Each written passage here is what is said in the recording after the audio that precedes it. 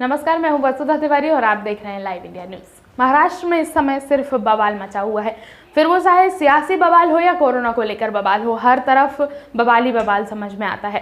वैसे बता दें, महाराष्ट्र में महाआघाड़ी मोर्चा की सरकार है और इस आघाड़ी मोर्चा में 3 पार्टियां जो हैं वो गठबंधन में हैं और महाराष्ट्र में सरकार बनाए हुए हैं। वहीं जब ये 3 पार्टियां जब साथ में दिखती हैं तो आए दिन कयास ये लगाए जाते हैं अब कि कभी भी कोई एक नेता आके बयान देगा और इस मोर्चे में फूट पड़ जाएगी। वहीं इसी सब के बीच में जो मुख्यमंत्री हैं महाराष्ट्र के उद्धव ठाकरे, उनका एक बयान आया है। वो अपने बयान में प्रधानमंत्री नरेंद्र मोदी की तारीफ करते हुए नजर आए हैं और उन्होंने पीएम मोदी को धन्यवाद भी दिया है। बता दें, ये वही उद्धव ठाकरे हैं जो पिछले दिनों प्रधानमंत्री मोदी को महाराष्ट्र में बढ़ते कोरोना के लिए दोषी बता रहे थे। वो ये भी कह रहे थे कि महाराष्ट्र में जो है वो कोरोना से बचाव की सुविधाएं नहीं हैं, अस्पताल में सुविधाएं नहीं हैं। उद्धव ठाकरे ने यह भी कहा था कि जो कोविड का वैक्सीनेशन हो रहा है महाराष्ट्र में, उसके लिए वैक्सीन नहीं है और केंद्र सरकार महाराष्ट्र को नीचा दिखाना चाहती है। और वही उद्धव ठाकरे अब कुछ दिनों बाद प्रधानमंत्री मोदी की तारीफ कर रहे हैं। वैसे बता दें कि जो महाआघाड़ी मोर्चा है उसमें जो पार्टियां हैं और जो उन पार्टियों का गठबंधन है, वो पार्टियां अक्सर ही प्रधानमंत्री मोदी की तारीफ करती हुई नजर आ रही हैं। पिछले दिनों जो एनसीपी अध्यक्ष हैं शरद पवार, उन्होंने भी प्रधानमंत्री मोदी की तारीफ की थी और उन्होंने कहा था कि केंद्र सरकार राज्य सरकार के साथ सहयोग कर रही है और हम कोरोना से जल्द ही जंग जीत लेंगे। जिसके बाद उनके इस बयान के कई मायने निकाले गए। सब लोगों ने ये भी कहा कि शायद अब महाराष्ट्र में शिवसेना और एनसीपी के संबंध ऐसे नहीं बचे हैं। इसके बाद शरद पवार मोदी की तारीफ कर रहे हैं। वैसे उसके बाद जो एनसीपी नेता हैं प्रफुल्ल पटेल, उन्होंने भी कहा था कि ऐसा कुछ भी नहीं है, शरद पवार उन सब की तारीफ करते हैं जो अच्छा काम करते हैं।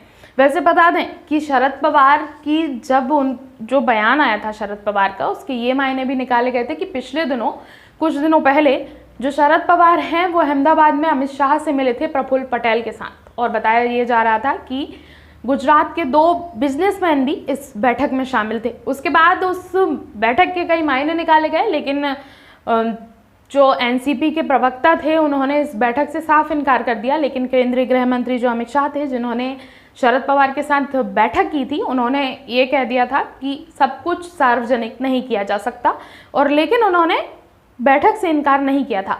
उसके बाद से जरूर ये कयास लगाए जा रहे थे शायद कि जो शरद पवार हैं वो बीजेपी की तरफ झुकने लगे हैं या उनका जो पड़ला है वो बीजेपी की तरफ ज़्यादा भारी हो रहा है। क्योंकि पिछले दिनों जो महाराष्ट्र में सियासी उठापटक हुई है, गृह मंत्री अनिल देशमुख का इस्तीफा, 100 करोड़ की वसूली, एंटीलिया केस, तमाम सारी चीज़ों के चलते यही कयास लगाए जा रहे थे कि अब जो है शरद पवार बीजेपी को सपोर्ट कर सकते हैं या ऐसी तमाम चीज़ें निकल के सामने आ रही थी।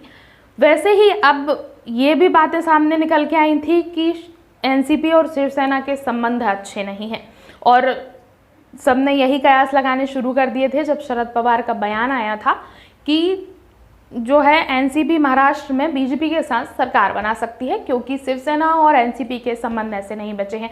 वैसे कांग्रेस का भी इन सारी चीज़ों पे कोई बयान नहीं आया है, महाराष्ट्र कांग्रेस का।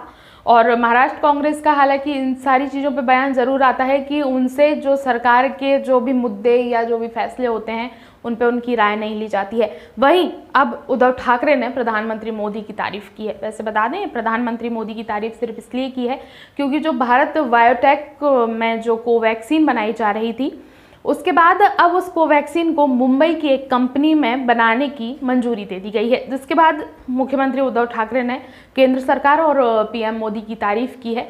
वैसे जब पीएम मोदी का धन्यवाद किया उद्धव ठाकरे ने और उनकी तारीफ की, तो अब ये सारे कयास निकल कर आ रहे हैं कि क्या शायद एक बार फिर उद्धव ठाकरे और शिवसेना बीजेपी को साधने की कोशिश कर रही है। क्योंकि हमेशा से यही कयास लगाए जा रहे हैं जब से अनिल देशमुख जो गृह मंत्री थे महाराष्ट्र के, उनका इस्तीफा हुआ है उसके बाद से, और जो एंटीलिया केस हुआ, सचिन वाजेवाला केस हुआ, उसके बाद से यही कयास लगाए जा रहे थे कि जो एनसीपी है और शिवसेना है महाराष्ट्र में, उनके संबंध कुछ अच्छे बचे नहीं हैं। इसके बाद अब देखना होगा कि कौन मोदी का मुरीद हो जाता है। और जो मोदी का मुरीद तो हालांकि एनसीपी अध्यक्ष शरद पवार और मुख्यमंत्री उद्धव ठाकरे दोनों ही हो रहे हैं, लेकिन मोदी किसको अपने पास में बिठाते हैं। वैसे शायद अब महाराष्ट्र में कुछ भी हो सकता है, क्योंकि सियासी हलचल तो वहाँ तेज है ही। कोरोना के बीच में सियासत भी गरमाई रहती है। वहीं अब देखना होगा कि क्या शिवसेना वापस अपने संबंध बीजेपी के साथ वैसे ही कर लेती है जैसी जब वो गठबंधन में थी तब हुआ करते थे। नमस्कार।